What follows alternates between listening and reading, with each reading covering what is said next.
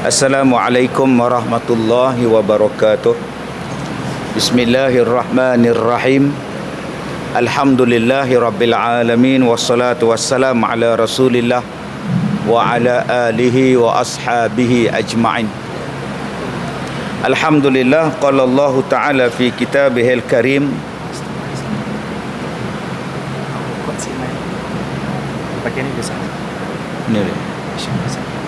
Qala Allah ta'ala fi kitabihil karim, a'udzu billahi minasy syaithanir rajim. Ma nansakh min ayatin aw nunsiha na'ti bi khairin minha aw mithliha. Alam ta'lam anna Allah ala kulli syai'in qadir. Alhamdulillah, terima kasih tuan pengacara majlis yang dimuliakan, tuan pengurusi dan seluruh ahli-ahli jawatan kuasa Masjid Jami' Al-Arifi. Seterusnya tuan-tuan pegawai masjid, para asatizah muslimin dan muslimat, mudah-mudahan dirahmati oleh Allah Subhanahu wa taala. Di dalam hadis Nabi sallallahu alaihi wasallam menyebutkan tentang berbagai peristiwa yang akan berlaku di akhir zaman. Ada orang tanya, "Ustaz, akhir zaman tu bila?" Daripada saya sekolah rendah, sekarang saya dah pencen dah, Ustaz. Duk akhir zaman, tak akhir zaman pun. Duk cerita bab Dajjal ni, Ustaz, daripada saya sekolah rendah sampai lah saya ni dah pencen, tak main-main pun Dajjal. Duk cerita tentang Imam Mahdi, tak muncul-muncul pun, Ustaz. Yang ada tu imam di kampung saya nama Imam Mahdi, tapi dia bukan Imam Mahdi juga. Jadi tuan-tuan yang saya muliakan, bila sebut tentang akhir zaman, akan berlaku peristiwa-peristiwa yang disebutkan oleh Nabi sallallahu alaihi wasallam. Selepas Nabi wafat dah berlaku dah peristiwa akhir zaman. Nabi cerita tentang pembunuhan. Bila berlaku saja kematian yang melibatkan Umar Al-Khattab, Uthman, Ali dan banyak lagi sahabat-sahabat lain, maknanya petanda akhir zaman dah berlaku. Berlaku saja peperangan selepas kewafatan Rasulullah kerana ada orang Islam yang kembali murtad, malah enggan membayar zakat, lalu diperangi oleh Saidina Abu Bakar. Maka dia sudah berlaku peristiwa akhir zaman. Maka peristiwa itu akan berlakulah setiap hari. Yang nampak peristiwa akhir zaman itu berlaku ialah orang yang dibukakan pintu hati dia. Yang dibukakan pintu hati dia, maka dia nampak ini adalah hadis, ini adalah peristiwa yang Nabi sebut akan berlaku di akhir zaman. Bagi orang yang tak nampak, yang buta mata hati dia, dia tak kata itu akhir zaman. Dia kata itu adalah semula jadi, itu benda normal, itu benda biasa. Tuan-tuan yang saya muliakan, sehinggalah apabila cerita tentang Dajjal tidak lagi disebut di dalam khutbah jemaat, sehinggalah tidak ada lagi orang yang bercakap, yang melafazkan Allah, Allah, Allah. Tak ada lagi orang yang sebut Allah, Allah, Allah. Sehinggalah orang berdiri di dalam masjid dan tidak ada orang yang nak jadi imam. Berdiri dalam masjid, tapi la yajiduna imaman salatan bihim. Tidak ada orang nak jadi imam pada sembahyang mereka. Tuan-tuan yang saya muliakan, maka akan datanglah kepada kita tanda-tanda kiamat yang besar. Yang ni yang belum sampai. Yang kita duk sebut, saya dengar daripada kecil, Ustaz. Saya dengar daripada kecil, saya dengar pada kecil lagi. Tak jadi-jadi pun, Ustaz. Sebab tanda-tanda kiamat yang besar belum berlaku. Maka sepanjang tempoh sebelum berlaku tanda kiamat yang besar tu, berlakulah akhir zaman, peristiwa akhir zaman yang kita duk nampak sekarang. Memang dia akan berlaku. Sebab Dajjal belum muncul, Imam Mahdi belum muncul, Dukhan belum keluar, Ya'juj dan Ma'juj belum terbit, Nabi Isa belum turun. Nabi kata dah, lan taqumas sa'ah hatta tarawna qablaha 10 ayat. Sama sekali lan tu maknanya sama sekali tidak. Sama sekali tidak akan berlakunya kiamat sehinggalah ditunjukkan 10 tanda.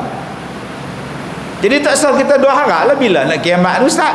Tak kiamat lagi 10 benda ni tak berlaku. Sementara nak tunggu 10 benda ni berlaku, hadaplah dulu benda-benda yang kita sebut peristiwa akhir zaman ini. Apa dia? Al-qatlu, al-qatlu, al-qatlu. Pembunuhan. Peperangan. Sejak bila peperangan berlaku? Bermula selepas daripada Nabi wafat, berlaku pembunuhan demi pembunuhan. Yang lagi dahsyat ialah pembunuhan sesama orang Islam yang tak pernah berlaku di zaman Rasulullah.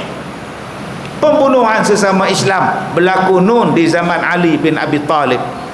Sesama Islam dah berlaku di zaman Uthman ibnu Affan. Zaman Nabi tak berlaku.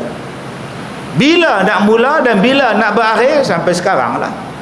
Sebab tu kita lihat pembunuhan sesama kita terjadi, dan akan banyaknya berlaku maksiat. Apa dia?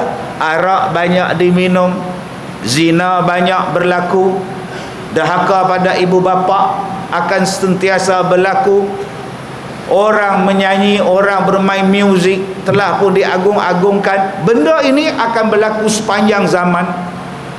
Jadi kita berada dalam tempoh itu. Jadi apa yang kita kena buat? Ambil pengajaran. Aku jangan terlibat. Ambil supaya jaga anak isteri kita jangan terlibat dengan peristiwa-peristiwa yang Nabi sebut akan berlaku di akhir zaman yang boleh merosakkan akidah. Baik tuan-tuan yang saya hormati, ada orang kata Ya'juj dan Ma'juj dah terbit dah ustaz. Dia dengar ceramah apa ustaz apa tu, syekh apa tu, dia kata terbit dah. Kalau terbit mana dia? Bacalah hadis dan huraian hadis. Ulama bincang Ya'juj dan Ma'juj ni terlalu ramai. Dan Ya'juj dan Ma'juj ni dia mari, dia rosakkan dunia ni di zaman Nabi Isa. Kalau dia dah ada sekarang, mana Nabi Isa nya? Janganlah bagi orang keliru. Bukalah turutan tentang peristiwa di akhir zaman. Ni dia kata Ya'juj dan Ma'juj terbit dah. Terbitnya bila? Ya'juj dan Ma'juj ni dia jenis bunuh orang, dia makan orang segala maknika semua, sampai Nabi Isa dan pengikut dia duduk di satu bukit, tinggal depa je selamat. Tak ada boleh dah. Sampai Nabi Isa ni doa pada Allah, ya Allah hancurkanlah kaum Ya'juj dan Ma'juj ni, tinggal kami dah ni. Belum ada lagi, sabar sat dulu. Ada yang kata Dajjal terbit lah. Kalau Dajjal terbit tuan-tuan tak main hari ni. Kalau Dajjal dah ada sekarang ni tuan-tuan, tak main dengan ceramah tak bigeng Dajjal apa. Janganlah kita bagi keliru orang. Saya pergi ceramah di Saudi, ada orang dari Malaysia dia ajak saya pergi tunggu Imam Mahdi. Dia kata Ustaz jom kita pergi Khurasan, kita tunggu Imam Mahdi. Saya kata tunggu siapa? Kita nak jadi tentera Imam Mahdi. Saya tanya dia, mak ada? Ada. Ayah? Ayah ada. Siapa jaga dia apa? Saya serah pada abang adik saya lah, depa lah bela. Kami nak tunggu Imam Mahdi. Antara tunggu Imam Mahdi dengan bela mak pak kita, lagi wajib bela mak pak. Hak Imam Mahdi tu tak tahu bila nak mai. Yang mak pak tu dah ada dah.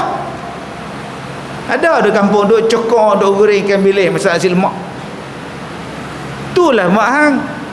Itulah bapa hang start motor tak hidup-hidup pergi masjid. Yang nak tunggu Imam Mahdi bila nak mai tak tahu. Yang pak hang ni lagi bagus hang tukar dekat dia motor tak payah start, guna tangan sudah. Lagi bagus daripada hang tunggu Imam Mahdi. Imam Mahdi tak payah tunggu, insya-Allah dia mai. Bila dia mai hang jadilah tentera dia. Ni usaha berhenti kerja, tinggal negara, tinggal mak, tinggal pak, tinggal bangsa, tinggal agama negeri dia, pergi tunggu hang belum mai lagi. Inilah tuan-tuan yang saya takut hari ni.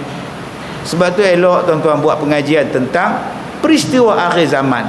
Apa yang akan berlaku, apa yang akan berlaku, dan bagaimana kita nak hadapi dia. Sebab hari ni banyak orang ambil kesempatan dengan cerita akhir zaman. Ada satu makcik, dia jual semua harta dia. Dia jual semua rumah, tanah. Dia keluarkan duit dalam bank, dalam tabung haji, dalam saham. Dia beli emas. Dia kata kiamat dah hampir. Pada Ramadan, 15 hari bulan Ramadan, dukhan akan muncul, asap akan muncul 15 Ramadan bersamaan dengan hari Jumaat. Waktu itu dukhan akan sampai. Bila dukhan sampai, imam Dajjal akan sampai. Jadi pada masa tu duit kertas dah tak guna, apa pun dah tak guna, Dajjal dah mai. Tok guru dia kata tukar jadi emas. Buat dapur tu store makanan, simpan makanan. Kalau Dajjal mai, rumah kita dia tak kacau lah. Sebab kita dah ada ayam, dah ada Maggi, wow, ada sup, semua dah ada. Ni cerita tak bohong ni tuan-tuan. Dia mai kat saya. Dia kata, dia tanya saya, Ustaz tahu tak 15 Ramadan ni dukhan sampai? Saya tak tahu kak. Ustaz apa tak tahu lah. Pelik. Dah saya tak tahu, mana saya tahu. Nabi pun tak tahu. Ustaz kak tahu mana? Kak Ustaz kak bagi tahu. Oh, gua kak tukang dah ni, tukang ni saja singgah sekolah Ustaz, nak tengok sekolah Ustaz. Kak dah buat dah bahagian dapur di rumah tu, kak dah buat store makanan. Jadi kalau apa-apa dah senang mai dah ada dah. Kak ingat Dajjal tak mai tengok kak tingkap. Oi makcik buat apa? Kau ingat bila duduk dalam rumah ada stor makanan, peti air semua ada, selesai masalah. Saya tanya dekat dia, duit tu kau buat apa? Ganti dengan emas. Sebab masa tu duit dah tak laku. Emas tu kau buat apa? Kau minta ustaz kau simpan. Selamat agak. Okey ustaz. Bila berlaku 15 Ramadan, hari Jumaat, tak ada dukhan. Setahun selepas itu dia mai balik. Dia kata ustaz boleh tak bagi dekat kak satu pondok, kak nak duduk. Rumah kak mana? Dah jual. Mas kak mana? Ustaz tu ambil. Ustaz tu pergi mana? Balik kampung. Dajjal tak mai. Sekarang siapa Dajjal? Dajjal ke ustaz kak tu Dajjal? Harta dah tak ada lah, rumah dah tak ada, mai duduk pondok saya. Tuan-tuan, memang kita ni wajib percaya adanya Dajjal. Wajib kita percaya adanya dukhan, asap. Kerana benda tu sebut dalam hadis, sebut dalam Quran. Dukhan dalam Quran, Dajjal dalam hadis. Tetapi janganlah kita duk kata tarikh ni dia mai, tarikh ni dia mai, tarikh ni dia keluar. Bumi ni usia dia 1000 berapa tahun ya. Dia akan sampai tak? Mana hang tahu? Dah kita dah congak dah ustaz oi. Matematik tambahan pun tak congak, nak tanda kiamat. Yang Nabi pun bila Jibril tanya bila kiamat, yang disoal ni tak lebih tahu daripada hak tukang soal. Mai zaman kita ni kita kata pula usia bumi ni ada berapa ribu tahun saja. Sekarang ada 1000 lebih dah, kita tak lama lagi kita akan habis lah. Biar betul hang ni. Tuan-tuan, ada orang yang salah faham dan ambil kesempatan macam makcik tadi. Dia salah faham, diberikan pemahaman yang salah dan orang ambil kesempatan pada dia, sekarang dia jadi papa kedana. Nasib baik dia mai jumpa. Kalau dia telefon, dulu saya orang kaya lah.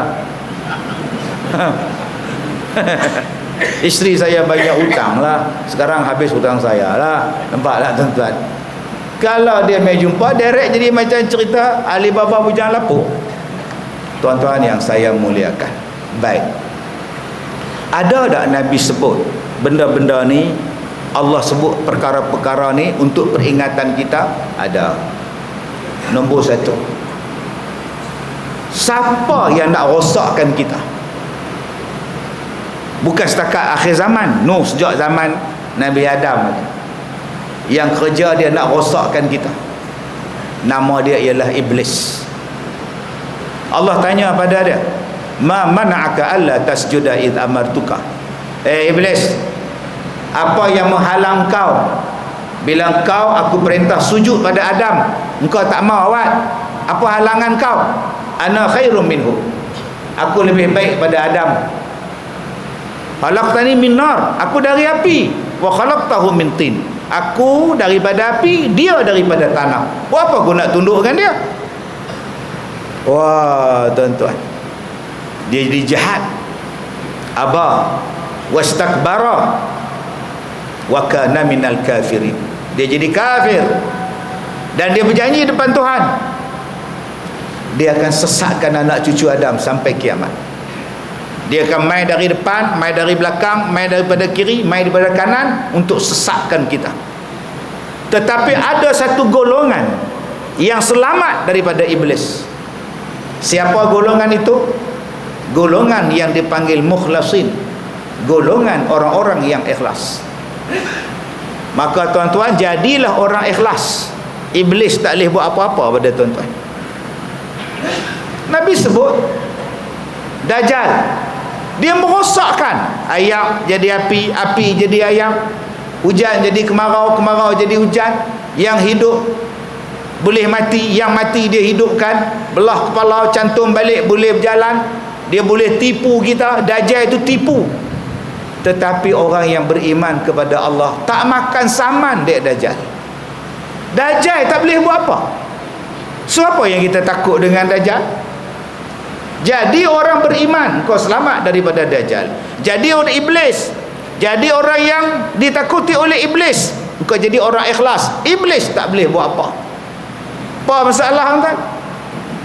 Jadi yang kita kena buat sekarang di akhir zaman ialah perteguhkan iman, bersihkan hati, jadilah orang mukhlis. InsyaAllah datanglah iblis, datanglah Dajjal, datanglah apa benda pun tuan-tuan, kita takkan jadi apa-apa. Muslimin dan muslimat yang saya hormati, yang pertama iblis. Sejak zaman Nabi Adam, iblis dah mula merosakkan bangsa kita. Sampailah sekarang. Tuan-tuan ingat iblis sekarang ni duduk menung dia duduk dekat kelopak mata kita. Ngantuk tu ya. Tadi tak mengantuk. Dengar ceramah, dengar khutbah, dapat pula tiang. Oh, ngantuk sungguh lah. Dia main lah. Masa ni lah duk gatai celah punggung. Masa ni lah lengah lutut. Masa ni lah duk ingat macam-macam. Masa ni lah hati digoda, dihasut macam-macam iblis. Sampai bila Ustaz? Setiap saat. Sampailah kita nak mati, dia tak pernah jemu untuk kita. Waktu kita semayang, dia main. Semayang elok-elok, orang duk tengok no.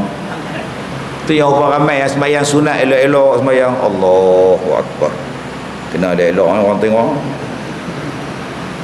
Ada yang kata aku ni kena tipu dengan iblis, aku tak boleh semayang depan orang ramai, aku kena semayang belakang sikit, nyorok balik tiang. Allahu Akbar.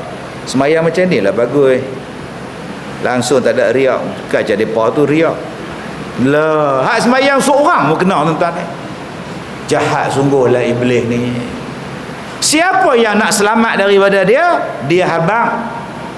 Dia habang kelemahan dia. Apa dia? Hamba-hamba Allah yang ikhlas, dia tak boleh buat apa. Jadi nombor satu pelajaran kita pada malam ni, menjadi orang yang selamat di akhir zaman ialah jadi orang yang ikhlas. Apa dia orang ikhlas? Orang yang beribadat semata-mata kepada Allah. Dulu kita AJK masjid, lah tak jadilah. Tak jadikah? Jadikah? Aku tetap main. Berapa ramai dulu AJK, lah tak jadilah. Merajuk tak main lah. Sembahyang Jumaat pun rumah. Dia baca khutbah, isteri dia makmum. Ittaqullah, isteri hanggung. Pasal apa hang tak main dah? Pok-pok tu tak kenal jasa. Kalau hang ikhlas, main. Ada yang tak main masjid, kasut hilang. Tak main masjid tadi, malah 4 kali hilang, aku tak boleh terima. Kalau sekali tu aku boleh gagah, 4 kali aku malah pergi lah. Hang bayar aku pergi karaoke, tak pernah hilang kasut. Pergi masjid hilang, pokok ni apa? Mai sajalah. Kalau hang takut hilang, hang bubuh dalam plastik, bubuh dalam beg, hang semayang macam hang pergi Mekah. Bubuh dalam kasut, selipar dalam beg, bubuh dalam beg galas, mai semayang. Allah, boleh pun. Tak pun lagi senang, hang tak usah pakai kasut. Sampai kat kolah ayak, hang basuh kaki, hang naik. Tak ada siapa curi tapak kaki hang. Yang penting aku main masjid. Aku malas main masjid. Awak hang tak tengok masjid depa warna apa? Warna apa? Biru muda. Hang tak nampak? Biru muda pula dah.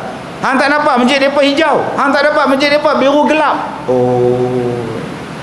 Hang semayang kerana warna ke, kerana warna apa ke, kerana apa? Kerana Allah. Hang mailah semayang warna apa pun. Kalau ikhlas ni tuan-tuan, sembahyang saja. Sebab apa? Sebab sembahyang itu adalah backup yang paling kuat kita. Manusia dia banyak bergantung. Kita nak, saya hari tu pergi Melaka, nak cari kuih tu, nak beli kuih tu beratur panjang 2-3 jam beratur tak payah, buat masa. Balik hotel tidur. Bila pergi ceramah, orang tanya, Ustaz, tak makan ke kuih tu? Viral. Tak payahlah beratur panjang. Ustaz tak cakap kat saya. Tidak, saya boleh telefon je, dia bungkus. Tu nama dia kabel, nama dia. Nak beli kuih pun pakai kabel tu. Hari ni hidup kita dengan kabel. Tuan-tuan, kabel manusia tak kuat, buatnya mati kabel tu. Dulu saya ada kawan kat pejabat tu, senang lah, telefon dia lah, pencen lah. Tak ada kawan lah. Dulu dia tu kawan saya, senang aja, YB, tolong saya YB. Lepas tu lah, tak ada kalah. Habis kabel manusia mati habis, tak ada kuasa habis, pencen habis. Kenapa tak cari kabel yang lebih kuat, yang sangat kuat, yang maha kuat? Carilah kabel itu, rampinglah dengan dia, dampinglah dengan dia, rapatlah dengan dia. Siapa dia? Allah Subhanahu wa ta'ala. Hang duduklah di zaman mana pun, zaman awal ke, zaman akhir zaman ke, kalau hang berdamping dengan Allah, Allah jaga engkau. Macam mana nak berdamping dengan Allah, Ustaz? Itulah nama dia ibadat. Nak berdamping dengan manusia ni apa ada, tuan-tuan, oi, dia pun sakit perut. Nak berdamping dengan manusia, dia doktor, dia pun sakit. Hari tu ada orang mai jumpa, dia kata, Ustaz, saya cadang nak minta lah ayat penawar daripada Ustaz, ayat penawar. Tahu? Tengok Ustaz pun sakit tak jadi. Astagfirullahaladzim. Ingat aku ni apa? Nama saya pun Ustaz manusia, nama setak je pun biasalah sakit. Ingatkan Ustaz tak sakit, macam mana nak jampi orang, dia pun sakit. Saya tak boleh lupa, tuan. Saya dapat rawatan saya ni, last sakit saya tu 15 doktor, 15 pakar ambil kes saya tu. Saya tak boleh lupa dengan satu doktor.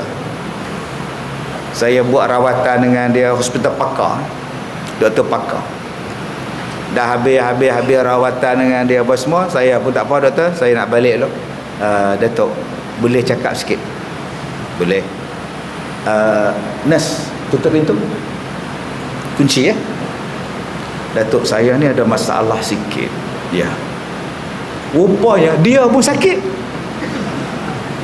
Yang dia tengok saya pun tengok dia. Dua-dua sakit, tuan-tuan. Tuan-tuan pernah tengok doktor gigi sikit gigi?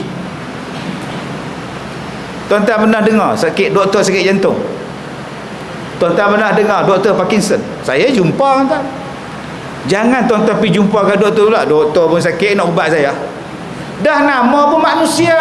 Yang tak sakit ialah Allah. Kenapa tak bergantung dengan Allah?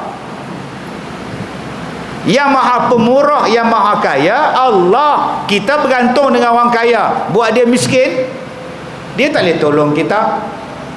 Kita bergantung dengan orang yang ada kuasa. Kalau dia hilang kuasa, dia tak boleh tolong kita. Sebab tu kita bergantung dengan Allah.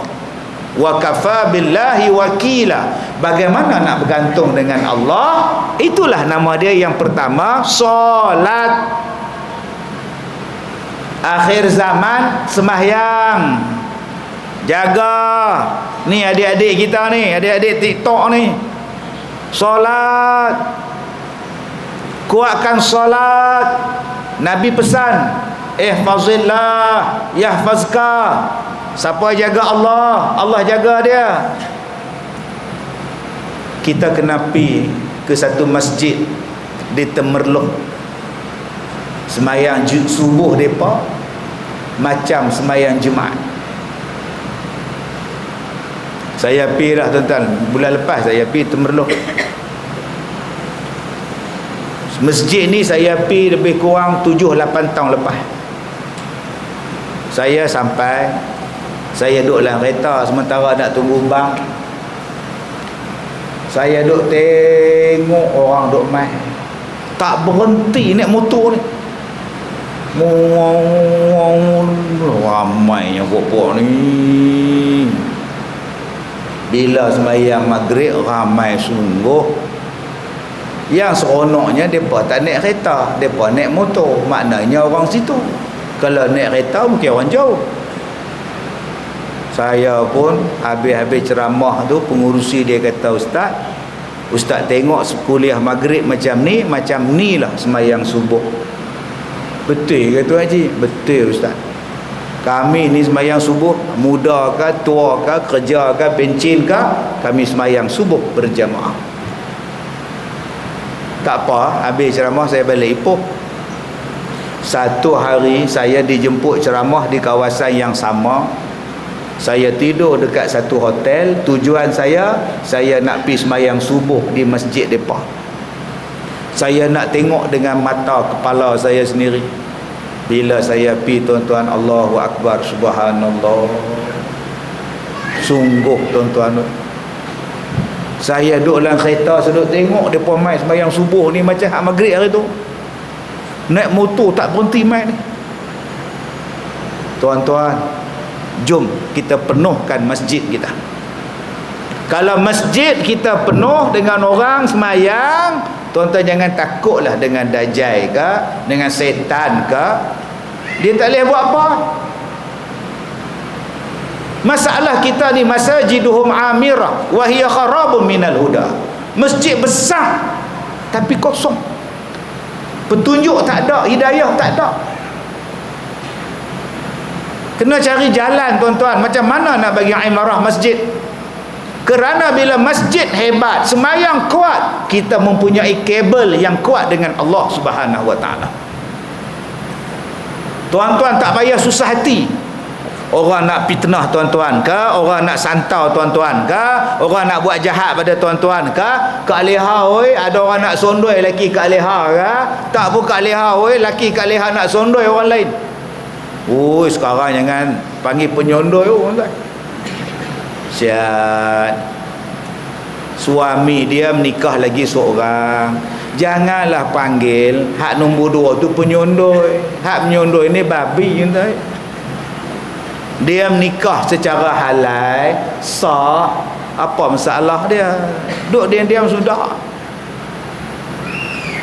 Sembahyang itu nombor 1 sekali, imaduddin. Nabi kata apa? Man sallas subha fahuwa fi zimmatillah. Siapa yang sembahyang subuh, dia berada dalam pemeliharaan Allah. Jadi kalau kita ambil daripada ayat Quran, ambil pada hadis, macam mana nak selamat di akhir zaman? Sembahyang. Paling yang ditengok subuh. Ni kita duk cakap tentang Imam Mahdi, duk cakap dengan Ya'juj Ma'juj, duk cakap pasal Dajjal, subuh pun tak main. Kita kalau main Dajjal mampu subuh tak ada main. Dah tahu dah akhir zaman tu fitnah akan banyak. Allah saja yang boleh jaga kita, Allah saja yang boleh pelihara kita. Bagaimana Allah nak pelihara? Nabi habaq melalui satu waktu, nama dia subuh. Kalau gitu kita jaga subuh kita. Yang ni tanggungjawab jawatankuasa karya. Macam mana nak pastikan kita berjemaah? Tuan-tuan kena panggil pengurusi Masjid Temerloh Jaya tu, mai bercakap di masjid, bagi kursus. Tiap-tiap kali duk baca khutbah hari Jumaat, mailah sembahyang, mailah anak karya, mailah sembahyang, mailah sembahyang, mailah sembahyang. Tiap-tiap hari duk bercakap, mailah jemaah, mailah jemaah. Lah tuan-tuan, mai sungguh. Dia mesra alam dengan wanita, dia mesra alam dengan budak-budak, dia mesra alam dengan remaja. Lama-lama masjid tu jadi masjid depa.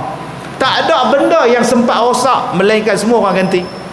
Kipas angin tu tak sempat nak bunyi, orang ganti dah. Setengah masjid tuan-tuan, kipas angin tu tahap sakaratul maut.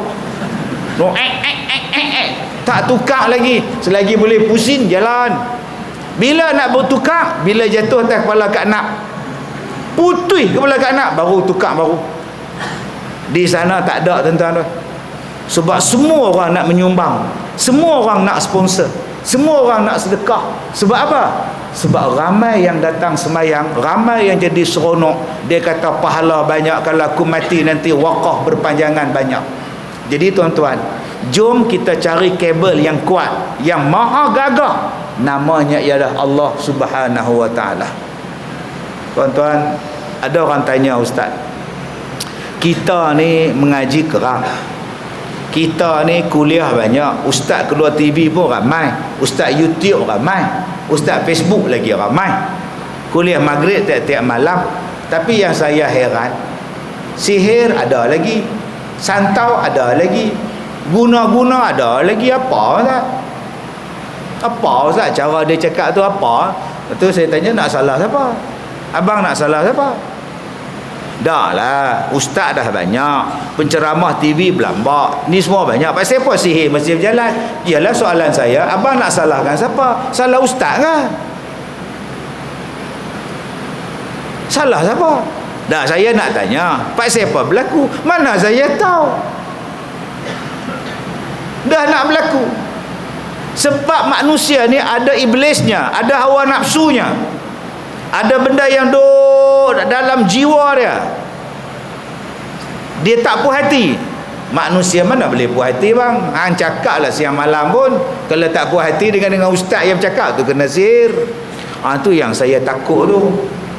Saya menega, anak saya pun menega, takut orang tak puas hati ustaz. Depa buat lingkup kedai ustaz, mampu kita ustaz.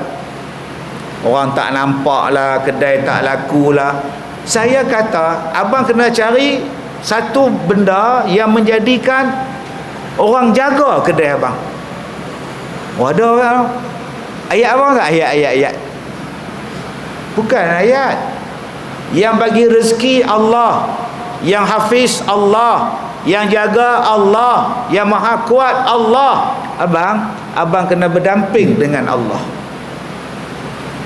Abang sembahyang? Itu soalan saya tanya dia. Abang sembahyang? Macam mana Allah nak jaga bisnes abang? Abang tak bagi masa dengan Tuhan? Macam mana Allah nak jaga diri abang? Abang tak bagi masa dengan Tuhan? Bagaimana Allah nak pelihara keluarga abang?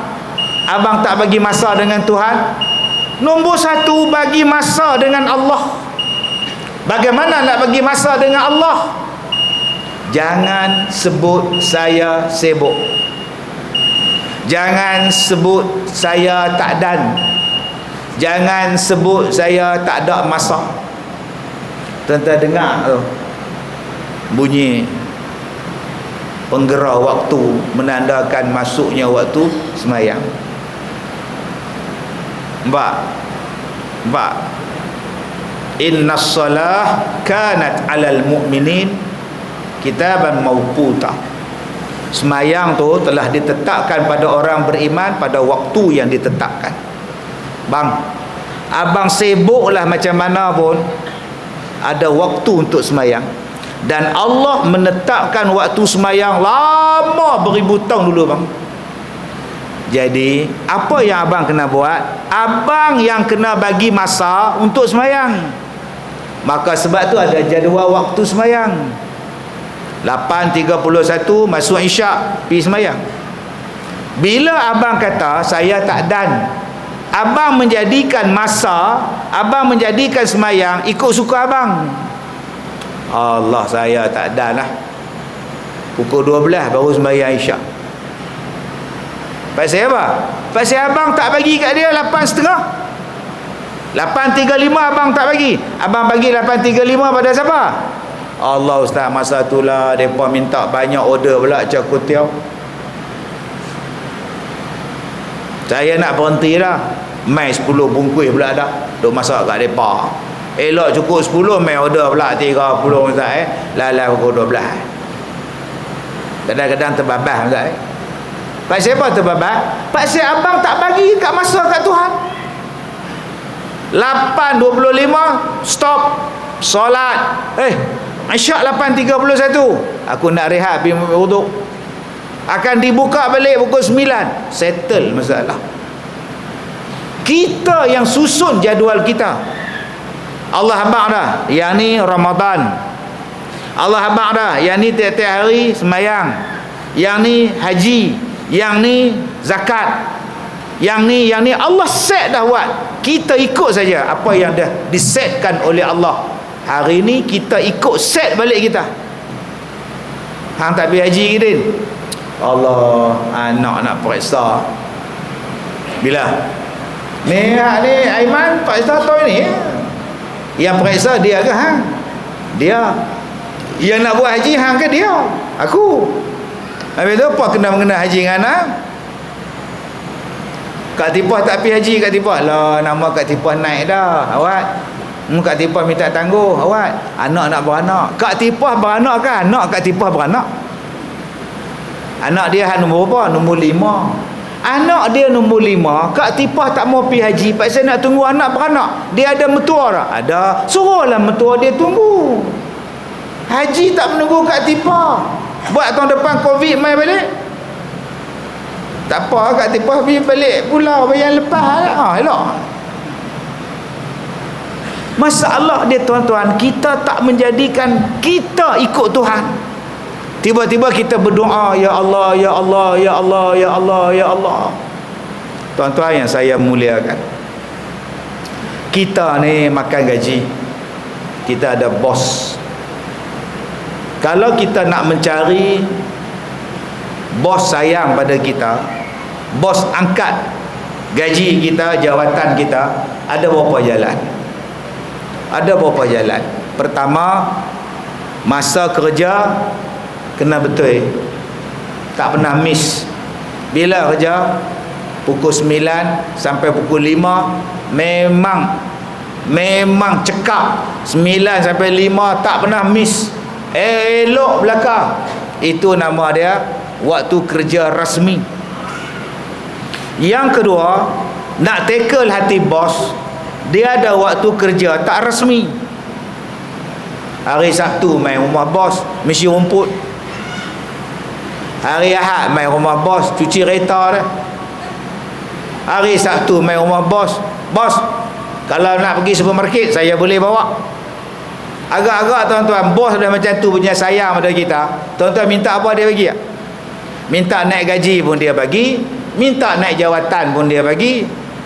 Tak naik kerja pun tak apa, janji naik gaji, jawatan tak dapat pun tak apa, janji gaji naik.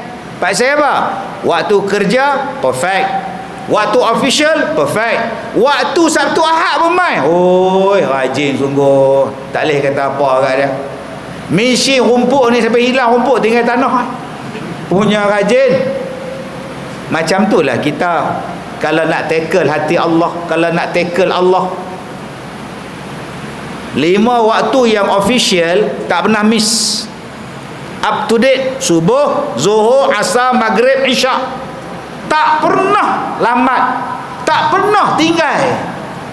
Dia yang menanti subuh, bukan subuh nanti dia. Begitu juga dengan zuhur. Dia yang tunggu zuhur masuk, bukan zuhur tu dah qomat dia tunggu dia, tak main-main lagi. Dia jaga 5 waktu. Nombor 1. Nombor 2, kerja yang tak rasmi pun dia buat dengan Tuhan. Apa dia? Sembahyang duha, sembahyang isyraq, tak pernah miss. Sembahyang malam, sembahyang sunat, selalu buat sembahyang sunat. Yang fardu dia buat, yang sunat dia buat. Agak-agak kalau dia berdoa, Allah bagi tak? Ni dia lah tuan-tuan, kabel nombor 1. Saat menghadapi akhir zaman, solat. Bukan suruh prepping. Hari ni saya duk baca dalam Facebook, prepping, simpan berah, simpan bihun, simpan layak, simpan life jacket. Dia prepping berah dah 3 tahun, tak jadi apa gitu. Bubuk gitu . Orang prepping solat. Bayangkan tuan-tuan jadi cikgu sekolah, pengetua sekolah, tuan-tuan suruh budak-budak semayang di sekolah, semayang duha berjemaah. Lembut hati budak-budak. Wadduha wallaili idza saja. Banyak lagi tuan-tuan waktu lain, tapi Allah sebut duha. Mesti hebat waktu duha. Saya cuba tuan-tuan implementkan waktu duha ni dalam sekolah saya. Saya ambil pertama surah Taha. Umar Al-Khattab yang begitu garang, bila mendengar Taha menggigil hati dia. Taha bila dia dengar bergetar jiwa dia. Kalau tuan-tuan di sini Samsing, kalau tuan-tuan di sini Gedebek, tuan-tuan di sini Samsing Kampung Dusun, nak banding dengan Umar, tak payahlah. Umar lagi Samsing. Kalau tuan-tuan kata tuan-tuan di sini garang, tak tahu lagi siapa aku. Ni kepala batas ni aku pegang. Pilah hang nak lawan dengan Umar. Umar setan, mu takut dengan dia? Setan kalau tengok kita, jangan takut, dia geng kita, kata setan tuan-tuan. Umar kalau dia ikut jalan B, setan ikut jalan A. Takut dengan Umar. Tapi bila mula-mula dia masuk Islam, adik dia baca Taha, ma anzalna alaikal Qur'ana litashqa, menggigil tuan-tuan. Ayat apa yang kau baca? Bagi tahu dekat aku ayat apa kau baca. Ui, hebat tuan-tuan. Umar Al-Khattab, kekuatan dia tu, kehebatan dia tuan-tuan. Kalau kita nak kata kita ni hebat, Umar lagi hebat, tetapi dengan Taha dia kalah. Maka tuan-tuan, apa yang saya buat? Saya buat eksperimen. Ustaz, anak saya ni kena buang sekolah. Jadi saya tak tahu dah di mana nak letak anak saya. So, kami nak letak di sekolah ustaz. Kami dah pergi sekolah sana, ustaz tu tolak. Kami pergi sekolah sini, ustaz tu tak mau. Dia kata nanti habis budak-budak sekolah saya jadi jahat. Jadi saya frah lah ustaz, kalau semua sekolah tak nak ambil saya, anak saya, macam mana ustaz? Saya kata tak apa, saya ambil, tapi 3 bulan. Saya kata Umar yang begitu ganas pun boleh masuk Islam, lembut hati dia. Anak akak belum ganas macam Umar. Jadi saya nak 3 bulan saya test dengan Quran supaya lembut hati dia. Mudah-mudahan anak akak ni lembut. Kita yakin dengan Quran boleh melembutkan hati. Umar pun boleh lembut. Saya test 3 bulan. Kalau 3 bulan saya gagal, akak ambil balik. Dan gagalnya saya bukan sebab saya. Gagalnya saya bukan dengan sebab Quran. Gagalnya saya sebab saya gagal didik anak akak. Bukan Quran tu. Quran tak pernah gagal. Saya yang tak reti bawa Quran dalam hidup saya. 3 bulan bagi. Kalau baik, teruskan. Kalau gagal, akak ambil balik. Tuan-tuan, kenapa tak menggunakan Quran menjinakkan hati orang? Nombor 2, saya jinakkan hati anak-anak murid saya dengan apa? Semayang sunat duha berjamaah. Sampai sekarang anak-anak murid saya yang tua-tua ni masih semayang duha berjamaah. Daripada yang lampak pagar, daripada yang dulu ni duk merokok, duk vape, sekarang stop. Hebat tuan-tuan semayang duha.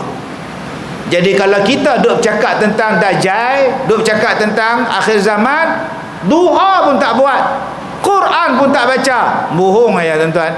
Macam mana nak hadapi Dajjal? Renti je lah. Tiap-tiap hari main TikTok, tiap-tiap hari main Facebook, tiap-tiap hari duk tengok gambar dalam TikTok, tiba-tiba takutnya Dajjal, tak pengikut Dajjal. Quran hang tak baca, semayang hang tak buat. Kalau betul kita ni faham kita di akhir zaman, inilah yang kita kena buat. Quran sembahyang, Quran sembahyang. Ini tidak. Kita suka dengan ceramah tentang akhir zaman. Habis-habis dengan ceramah balik berkena cakutiau. Sebelum tu belum tidur tengok lu bola. Sebek seri. Kalau sepak TV. Faham? Tak faham sudah tak? Dia tengok bola lah, Tok Arab main bola dia tengok, MC main bola dia tengok, MU pun dia tengok, Barcelona pun dia tengok. Kemudian subuh besok 7 pagi. Allah, kalau main Dajjal macam mana lah. Bukan macam tu tuan-tuan menghadapi peristiwa di akhir zaman. Jadi nombor 1, jangan main-main dengan iblis punya hasutan. Jarumnya sangat halus. Iblis dia bukan halang kita semayang sahaja, dia suruh kita semayang, tapi dalam suruhan itu macam-macam benda dia duk jolok pada kita. Nombor 1, nak lawan dia ikhlas. Nombor 2, Ustaz, bila kiamat? Apa tanda kiamat? Saya tak tahu. Ustaz, dah berlaku dahkah yang dikatakan apa nama Ya'juj dan Ma'juj? Tak tahu. Depa kata Ya'juj dan Ma'juj tu Israel Ustaz. Dia dah buka sebuah negara di Palestin, nama dia Israel. Itulah Ya'juj dan Ma'juj Ustaz. Tak tahu. Saya tak tahu. Jumlah Israel berapa orang? 2 juta. 2 juta tak ramai. Malaysia 34 juta. Indonesia 290 juta.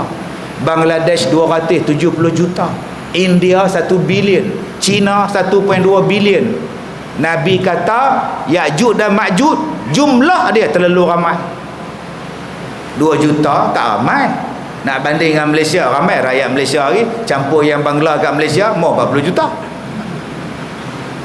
Nak kata depa sana Ya'juj dan Ma'juj, sabar dulu. Kita ada hadis rujuk yang Nabi sebut, yang ulama sebut, bila Zulkarnain melawat bukit yang di bawah dia balik sana tu, bangsa Ya'juj dan Ma'juj. Apa dalam kitab sebut? Badan depa besar, telinga depa besar, besar-besar badan dia. Bukan kecil halus macam kita ni. Telinga ni tuan-tuan baca dalam kitab tu macam belalai gajah punya besar. Tidak, mereka tak makan orang, tak minum air kering sampai tasik dia jadi kering. Tuan-tuan fikir satu benda ya. Mereka dibuat pagar, mereka dibuat tembok daripada zaman Zulkarnain, dan mereka tak boleh tembus tembok tu. Zaman Nabi, Nabi kata tembok dia lubang besar tu, besar tu dah zaman Nabi. Soalan dia, depa ramai, depa besar, jumlah depa ni banyak, tembok apa yang depa tak boleh panjat? Cuba fikir. Takkan tak boleh buat tangga? Saya duk tengok dalam YouTube, depa kata tembok Ya'juj dan Ma'juj ada kat Azerbaijan. Gunung Everest pun orang panjat, takkan tembok tu depa tak panjat? Tuan-tuan faham tak maksud saya ni? Ni bangunan KLCC tu pun orang panjat, orang Perancis panjat. Tuan-tuan ingat tak? Spiderman nama dia. Dia panjat pula tak payah guna tali, main lompat-lompat guna serbuk je, lekat. Bomba apa duk tunggu dia, polis duk tunggu dia naik, tuan-tuan. Bukan setakat KLCC dia panjat, Burj Khalifa pun dia panjat. Nama apa tahu, bukan Perancis tu, orang panggil Spiderman. Kalau KLCC pun orang panjat, takkan tembok tu Ya'juj dan Ma'juj tak boleh panjat? Tembok apa? Di mana tembok tu? Yang ni yang kita tak tahu. So janganlah kata tembok tu ada dekat tembok besar Cina. Saya pun naik tembok besar Cina tu. Tembok besar Cina lah tembok Ya'juj dan Ma'juj. Saya panjat tembok besar Cina tu, jogging tu. Tengah saya jogging tu, saya tengok satu apek tua berlari naik. Berhenti saya jogging. Umur 70, relax dia berlari. Astaghfirullahalazim. Yang aku ni kira bangga dah sampai stop nombor berapa tau. Tengok-tengok dia boleh dukung baby ke cucu dia berlari. Saya kata kat kawan saya, bla bla bla bla, malu aku, malu kat orang tak. Dia hak tua boleh berlari, aku ni jogging tawan ni pun kira bangga dah. Kalau saya hak sakit jantung ni pun tuan, boleh panjat tembok besar Cina, takkan Ya'juj dan Ma'juj tak boleh lepas tembok besar Cina. So di mana tembok dia ustaz? Wallahu a'lam. Hebatkah tembok dia ustaz? Hebat. Sampai begitu banyak Ya'juj dan Ma'juj tak boleh panjat, tak boleh tembus. Ada di mana ustaz? Kita tak tahu. Allah sembunyikan. Ada banyak benda dalam Quran disebut, tetapi kita tak tahu. Yang Ya'juj dan Ma'juj ni, hatta futihat min radmi Ya'juj wa Ma'juj, akan dibukakan pintu-pintu daripada Ya'juj dan Ma'juj akan terbit. Duk di mana? Ada yang kata depa ni duk dalam tanah. Duk dalam tanah. Asal nak korek keluar, dengar bunyi azan, kambui balik. Tiap-tiap hari duk korek keluar, nampak aja kambui balik pasal azan. Sampailah azan dah tak ada, depa mai terbit. Wallahu a'lam. Cuma Allah kata tembok di antara dua gunung. Belah sini ada gunung, di sini ada gunung, dibuat tembok tengah-tengah dia, depa tak boleh masuk dah. Jadi tembok tu mesti hebat. Tembok tu mesti tinggi. Tembok tu sangat hebat sampai bangsa ni tak boleh panjat, tak boleh naik tangga, tak boleh guna tali, tak boleh nak drill. Beribu-ribu tahun tak boleh nak drill. Sampai zaman Nabi Muhammad lubang dia besar ni. Jadi tuan-tuan yang saya muliakan, bangsa Ya'juj dan Ma'juj ni, ada orang tua-tua kata dia makan bukit. Dia tarah bukit licin. Tengok-tengok yang duk tarah tu backhoe dengan traktor. Orang tu Ya'juj Ma'juj duk mengangkang kaki dia tu. Kita kecil-kecil lu percaya nak mampus. Tu dia Ya'juj dan Ma'juj bulldozer mai. Macam-macam tuan-tuan. Wallahu a'lam. Yang kita kena ingat, nombor satu, depa sangat ramai. Nombor dua, depa sangat rakus. Bahasa apa depa pakai, cara apa bercakap kita tak tahu tuan. Jenis tak ada belas kasihan, jumpa orang dia makan, jumpa orang dia bunuh. Yang boleh bunuh Ya'juj dan Ma'juj ni, Allah Ta'ala hantar burung macam burung ababil tu, mampuihkan depa semua. Bila dah mati semua, masalah apa pula? Bangkai depa terlalu banyak. Nabi Isa berdoa lagi, ya Allah tolong kami ya Allah ni, asal nak pijak depa, asal nak berjalan depa busuk sangat ni ya Allah. Oi, Allah turunkan hujan, bawa segala bangkai depa ni pi buang tempat lain, barulah boleh hidup dengan aman. Maka pada masa itu dunia menjadi aman, tidak ada siapa lagi orang jahat. Dan selepas itulah berlakunya asap, berlakunya dukhan, berlakunya kiamat. Jadi last sekali tuan-tuan, selepas Dajjal itu mati, baru terbitnya Ya'juj dan Ma'juj. Jadi jangan kita duk kelirukan pada orang. Kita kata bangsa tu Ya'juj dan Ma'juj, yang tu Ya'juj Ma'juj tu. Sabar sat dulu, kita ada sandaran kita. Tuan-tuan yang saya muliakan, sebelum dia terbit, ada satu lagi benda terbit, nama dia Dajjal.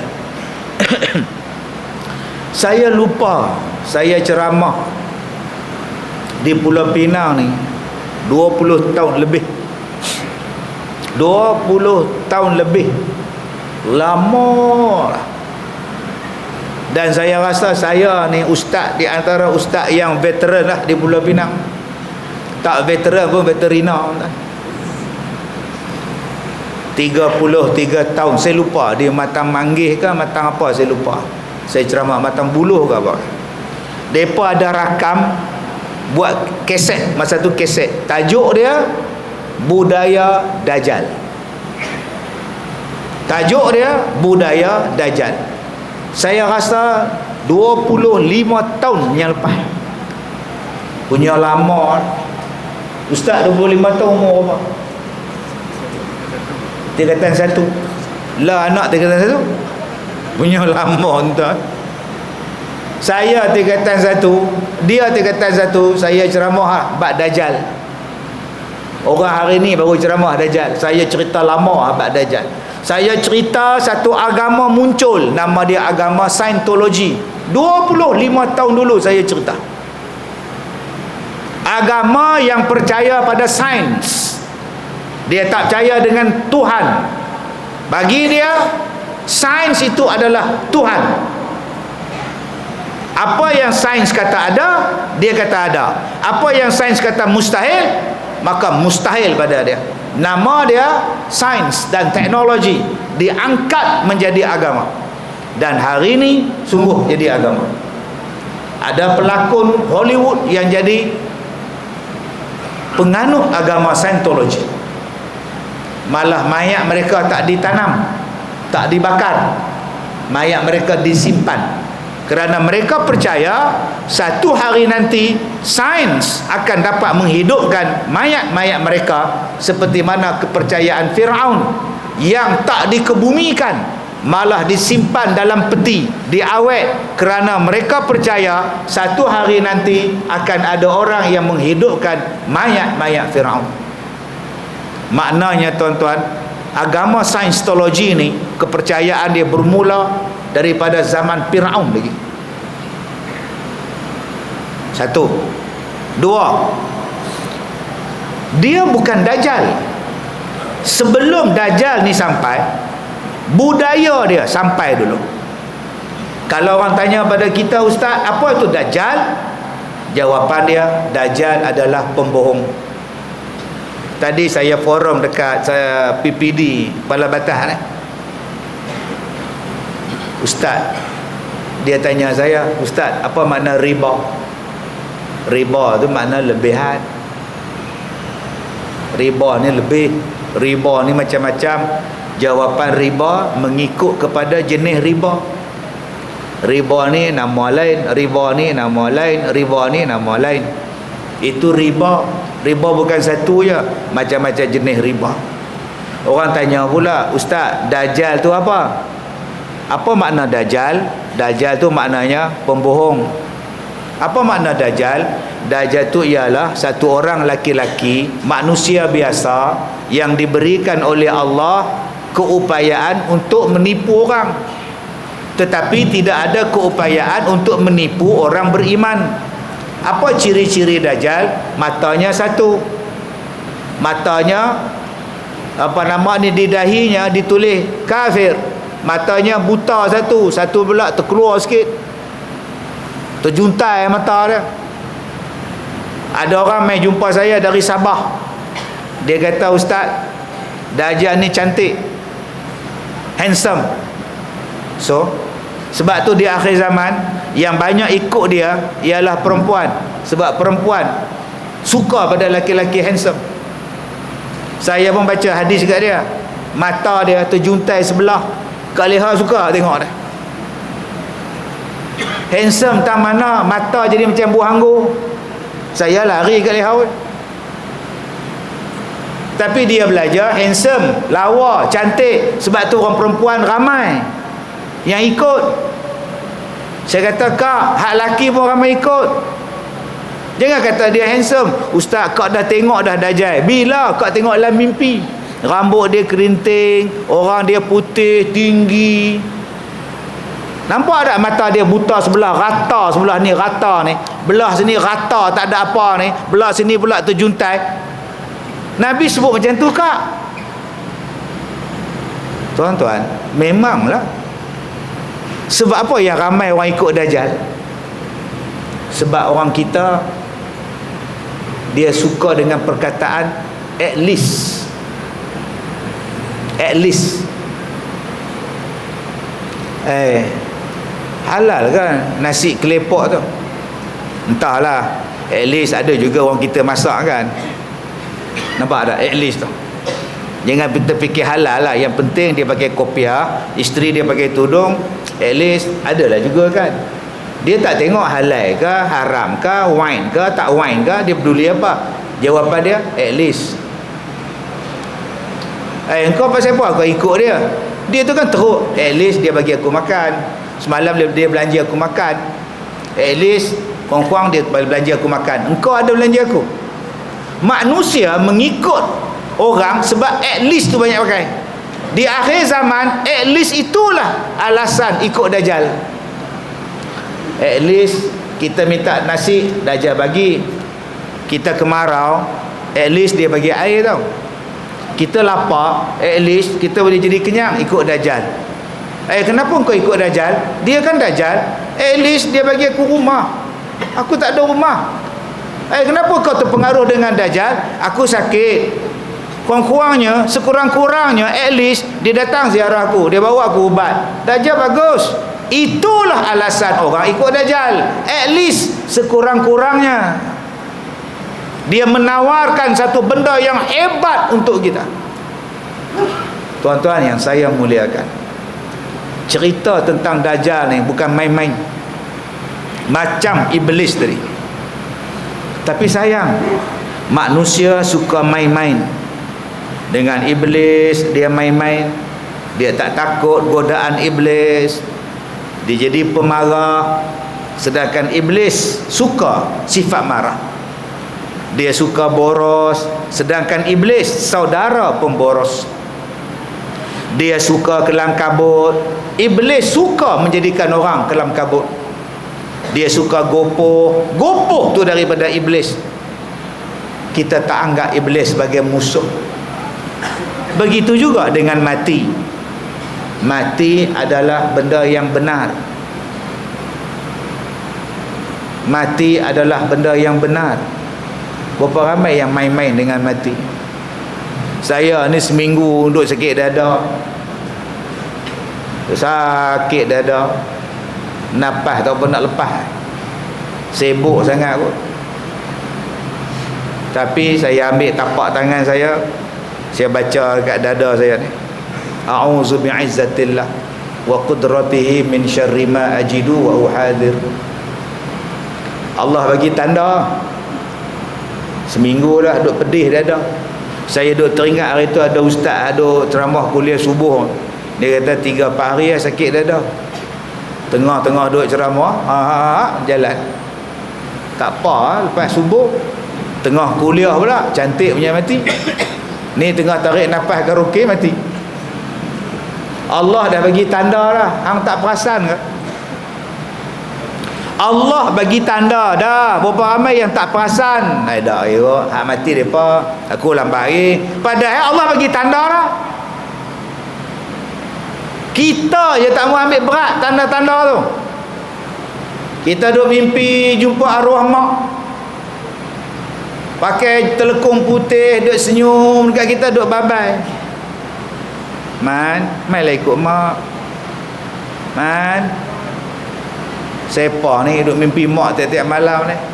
Tanya dekat isteri. Isteri kata, abang tak basuh kaki. Tanya dekat Tok Imam. Kalau kita ingat pada orang, orang ingat pada kita. Tu macam mana dengar dialog tu, Ustaz? Kalau kita ingat pada orang, orang ingat pada kita. Mu ingat kat mak mu ingat kepada mu. Oh tak apa, ingat kot saya nak mati. Kalaulah tuan-tuan, saya ni Ustaz duk pedih dada seminggu dah, duk telan penedo sapu minyak cakapak masa air. Allah bagi tempoh, pilah buat baik, minta ampun, minta maaf, minta ampun, minta maaf, pi qada sembahyang, pi bayar zakat, qada zakat tak bayar, taubat, bangun malam. Tah Allah bagi tanda. Ada tanda-tanda tu, cuma kita tak perasan. Yang perasan orang tu pun lepas kita mati. Dia tak ada tanda apa ke Kak Sum ni, suami Kak Sum mati tu? Adalah dia duk habang, duk sakit dada 4-5 hari dah. Kita ingat sakit dada biasalah, tak apalah. Tu duk suruh dia pergi klinik, dia kata ubat duk ada. Tak tahulah hak tu. Sudah tuan-tuan. Berapa banyak macam tu. Tapi dalam 3-4 hari ni dia duk mimpi dah, duk jumpa ayah dia dalam mimpi lah, duk minum kopi lah apa semua. Duk cerita kat Kak Sum lah. Kak Sum kata, abang tak basuh kaki lah kot. Benda tu ada dah, Tuhan bagi, cuma kita tak perasan. Sebab kita anggap yang akan mati dia dulu, orang tu dulu, orang tu dulu. Aku lambat lagi. Cubalah kita ingat betul-betul, mati tu betul. Kita tak mencarut lah. Cuba ingat kita mati, kita tak tolak hukum Tuhan. Cubalah kita ingat pada mati tuan-tuan, kita tak bantah perintah Allah. Kita tak akan bergaduh, kita tak akan maki orang, kita tak akan putus silaturahim. Aku takut mati. Jom tuan-tuan, Dajjal bila nak berlaku tak tahu, Imam Mahdi bila nak turun tak tahu. Tapi yang tahu, yang pasti kita jumpa dulu ialah mati. Itulah akhir zaman untuk kita. Tuan-tuan duk cerita akhir zaman, akhir zaman. Baru ni ada orang tanya saya, Ustaz, apa pendapat Ustaz tentang Madain Saleh, tentang Al-Ula di Arab Saudi yang mereka buat tempat lawatan. Saya kata saya tak tahu. Tunggu saya pergi dulu. Tunggu saya nak pergi umrah tak lama lagi. Saya nak tanya pada kawan-kawan saya orang Arab sana, apa sebenarnya menetap ni? Al-Ula tu apa? Madain Saleh tu apa? Jarak dia apa? Tempat yang dilaknat tu di mana? Tang mana? Sebab saya tak nabi.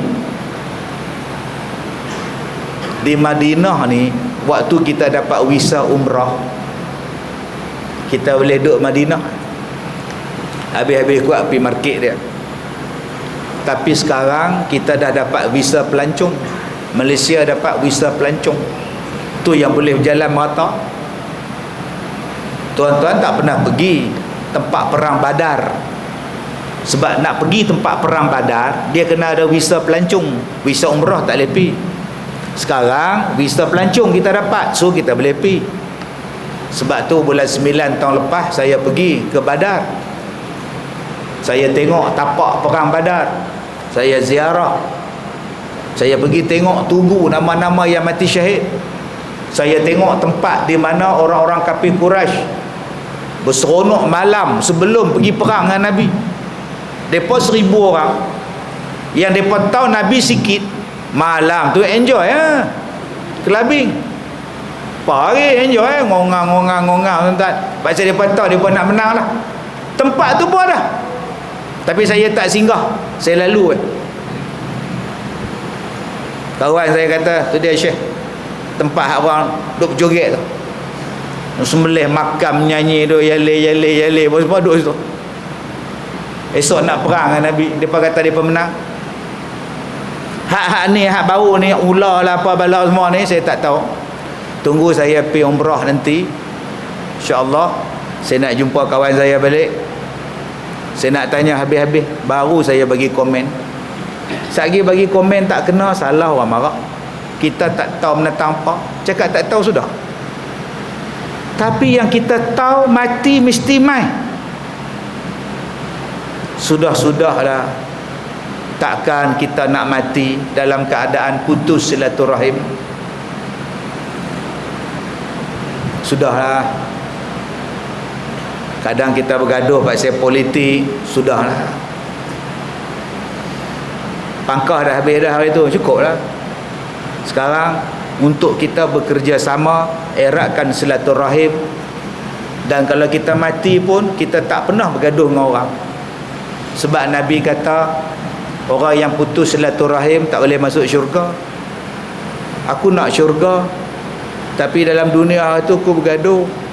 Aku kata kat dia, aku dengar orang cakap, aku kata, lalas dia mati, tak ada minta maaf. Takut tuan-tuan. Tutup buku. Nanti lagi 5 tahun kita bergaduh balik. Lah, sambung balik silaturahim. Dah.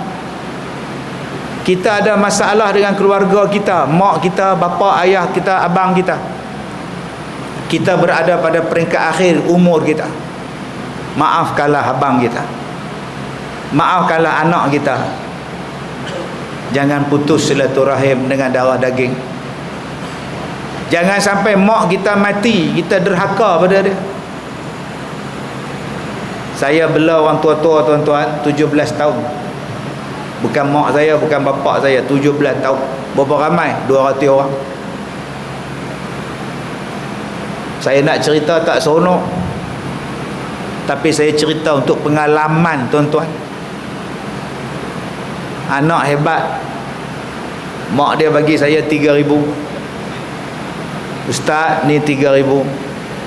Kalau makcik mati, ustaz tanam, ustaz uruskan.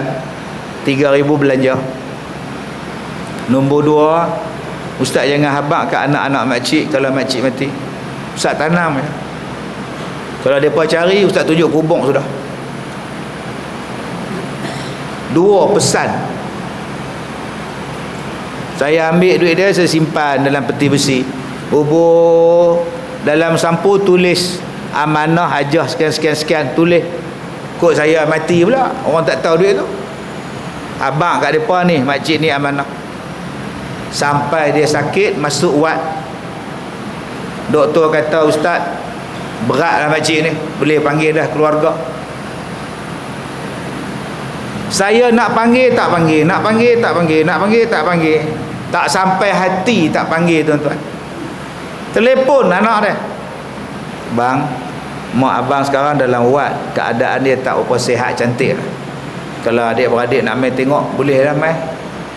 I say, actually ustaz, besok saya ada meeting lah. I say, tak apa ustaz, try tengok adik saya kot dia boleh pergi.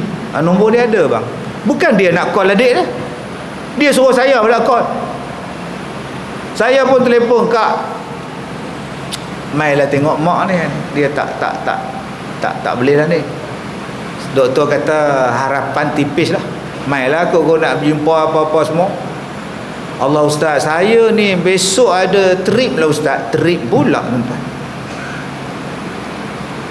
Bila mati, saya telefon lagi sekali. Abang, mak abang dah tak ada. Tak apa ustaz, saya batalkan meeting saya. Sekarang saya balik. Saya nak kata aja, kepala otak hang. Masa mak masih hidup, masa mak boleh bercakap, hang tak teringin nak balik. Dia dah mati, hang balik nak buat apa? Nak minta ampun tak boleh. Kalau ada kita ni tuan-tuan dengan mak, kita kecilkan hati bapak, kita kecilkan hati bapak kita. Kita sekarang berada di fasa terakhir umur kita. Pilih minta maaf. Kalau kita ada hutang orang, settlekan hutang. Kalau kita ada mengata pada dia, minta maaf, jangan malu. Saya depan mimbar ni tuan-tuan, jadi saksi saya. Bulan lepas saya turun baca khutbah sembahyang Jumaat, saya sembahyang depan mimbar, sembahyang sunat, orang tunggu saya sampai habis sembahyang. Habis sembahyang saya, dia peluk saya, ustaz, saya banyak mengata pada ustaz, saya banyak mengumpat ustaz, saya datang daripada Kuala Lumpur nak minta maaf pada ustaz. Saya kata sama-sama, saya pun minta maaf kalau saya terkasar bahasa. Terima kasih ustaz, terima kasih ustaz, baru lapang hati saya ustaz. InsyaAllah saya takkan mengata lagi pada ustaz. Saya tak tanya pun kat dia, abang kata apa kat saya? Saya boleh maafkan awak, tapi awak kata apa kat saya? Tak mau lah, panjang nak buat apa? Lepas dia mai hari Jumaat, besoknya hari Sabtu, ada 16 bas melawat sekolah saya. Orang lain balik dah naik bas, tinggal dia seorang dari Muar. Orang lain balik dah, bergambar lah, makan balik lah, tinggal dia. Selagi saya tak jumpa ustaz, saya takkan balik. Biar bas tunggu saya. Kenapa bang? Saya banyak ngata pada ustaz, saya banyak fitnah ustaz dalam Facebook. Saya mari ustaz nak minta maaf, saya sakit ustaz, saya takut saya mati. Ustaz ampunkan saya ustaz. Dunia akhirat saya ampunkan. Saya pun minta ampun. Kok saya tersalah bahasa pada abang. Saya tak kenal dia, tapi tetap saya minta maaf. Kok saya salah? Sebab saya bila-bila masa boleh mati. Saya takut tuan-tuan, kita tak sempat nak jumpa akhir zaman, kita jumpa dulu akhir hayat, nama dia mati. Jadi kesimpulan ceramah kita malam ni, buat persiapan untuk akhir zaman dengan kabel yang paling kuat dengan Allah, melalui jalan solat, melalui jalan Quran. Nombor 2, sebelum kita bertemu dengan akhir zaman, kita mesti bertemu dengan akhir nyawa. Sebelum sampai akhir nyawa, jom kita jadi orang baik di sisi Allah dan baik di kalangan manusia. Saya minta maaf jika terkasar bahasa. Wabillahi taufiq wal hidayah. Assalamualaikum warahmatullahi wabarakatuh.